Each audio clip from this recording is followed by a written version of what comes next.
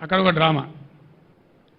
సాగర్లో ఇప్పుడు కూడా డెడ్ స్టోరేజ్ మీద 14 టీఎంసీల నీళ్లు ఉన్నాయి, 7 టీఎంసీలు మీద ఉన్నాయి, 7 టీఎంసీలు కింద ఉన్నాయి.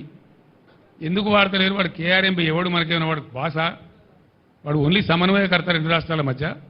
వానికి మన మీద పెత్తనం ఎందుకుంటుంది అని చెప్తే ఎన్నో రోజుల నుంచి ఎండబెట్టి నాగార్జున సార్ లెఫ్ట్ కెనాల్లో నీళ్ళు వదులుతారు. నేను చెప్పితే నేను ఇటు వస్తున్నా, కరీంనగర్ వస్తున్నా అని ప్రకటిస్తే మొత్తం కూలిపోయిందని మాట్లాడినటువంటి కాళేశ్వరం పంపులు ఆన్ చేసి వరద కాలువలోకి నీళ్ళు వదులుతారు.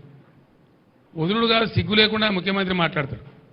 ఏం మాట్లాడతాడు? కేసీఆర్ గారు మాకు ముందే చెప్పచ్చు కదా నీళ్ళు వదలాలని. ముఖ్యమంత్రి నేనా మరి నువ్వా? ఇవాళ రాష్ట్రానికి ముఖ్యమంత్రి ఇవ్వాలి.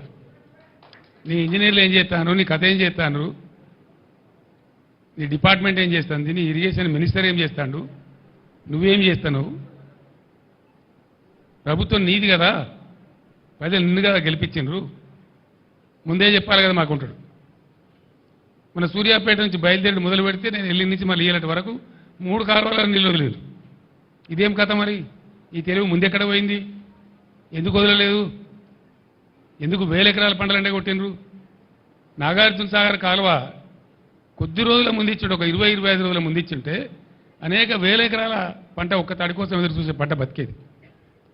వరద కాలువ కింద కూడా ఏడాదికి 20-25 రోజుల కింద వదిలి ఉన్నట్టయితే ప్రతి గ్రామంలో కొన్ని 100 ఎకరాల పంట దక్కేది.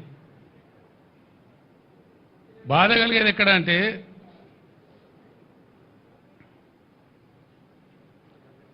ఈ పరిస్థితి సమయానికి నీళ్లు వదలక, ఉన్న వనరులు వసతులు తెలివితో వాడుకోక, క్వాలిటీ కరెంట్ అందించక, రైతు బంధు సమయానికి ఇవ్వక, వెర్రి తిర్రి మాటలు మాట్లాడుకుంటూ ప్రజలను కన్ఫ్యూజ్ చేస్తూ చేసినారు. ఇంకా బాధల్ని రైతులకు. ముఖ్యమంత్రి ఏం చెప్పిండు? ఉరుకుండ్రి జల్దీ. ఇక అర్రస్పాట వాడినట్టే, మంచి సమయం మించిన దొరకదన్నట్టు.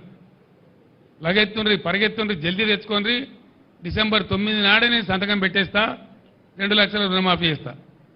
ఎక్కడ పోయింది డిసెంబర్ 9? ఎక్కడికి పోయింది? ఎన్ని రోజులైంది ఇప్పుడు? ఇది 4వ నెల. ఇలా బ్యాంకులు వచ్చి నోటీసులు ఇచ్చి రైతులకు కొంపలు పుచ్చుకుంటా ఉన్నాయి. మాకు సంబంధం లేదండి, అట్లా మస్తు ప్రకటనలు చేస్తారు రాజకీయంగా, మాకు డబ్బులు వస్తేనే లెక్క అని మాట్లాడి ఇలా ఏం చేయాలి రైతుల గతి? తెలంగాణ రాష్ట్ర వ్యవసాయమే సంక్షోభానికి గురయ్యే పరిస్థితికి వచ్చింది. ఇవాళ మీ యొక్క వెర్రి తిర్రి వేషాల వల్ల, మీ పాగల్ పని వల్ల. ఎవల తప్పది? దాని మీద ఉరుకు లేదు, పలుకు లేదు. ఏం చేస్తారో చెప్పరు.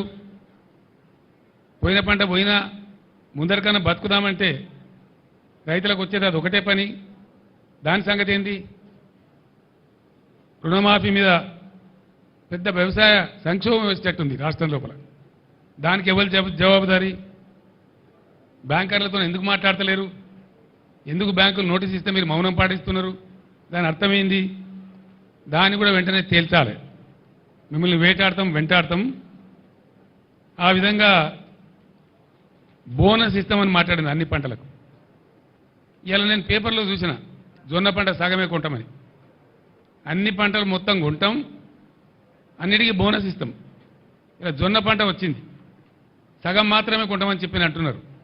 నేను డిమాండ్ చేస్తా ఉన్నా, జొన్న పంటకు బోనస్ ఇచ్చి పూర్తి పంట కొనాలి ప్రభుత్వం.